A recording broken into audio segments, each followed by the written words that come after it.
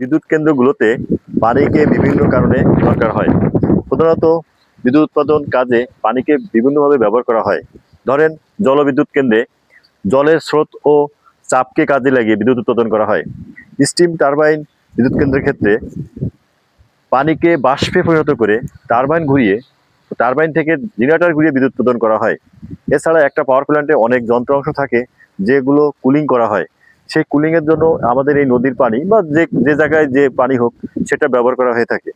এখন আমরা পিছনে আমি দাঁড়িয়ে আছি একটা নদীর পাশে।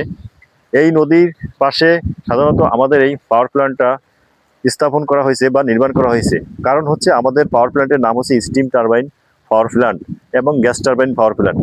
এখন এই স্টিম টারবাইন পাওয়ার প্ল্যান্ট কারণ কি? কারণ স্টিম তো পানি থেকে উৎপাদন করা হয়, এই জন্য পানি দরকার বা জল দরকার। এই জলটা আমাদের মূলত এই নদী থেকে নেওয়া হয়। এই নদীর নাম হচ্ছে ভৈরব নদী। তবে সাধারণত আমরা এই পানিটা সংগ্রহ করে থাকি বা কালেক্ট করে থাকি। এখানে আপনারা দেখতে পাচ্ছেন দুটো পাইপ। এই পাইপের নিচে দুটো বড় বড় পাইপ আছে। মিনিমাম ধরেন 2 ফিটের মতো ডায়া এরকম দুটো পাইপ আছে। সেই পাইপের এই পিছনের আছে দুইটা পাম্প, বড় বড় দুইটা পাম্প আছে এই ঘরের ভিতরে। এই পাম্প চালিয়ে আমরা সাধারণত এই নদী থেকে এই পানি নিয়ে থাকি এবং আমাদের রিজার্ভার ট্যাঙ্ক আছে, সেই রিজার্ভার ট্যাঙ্কে আমরা জমা করি।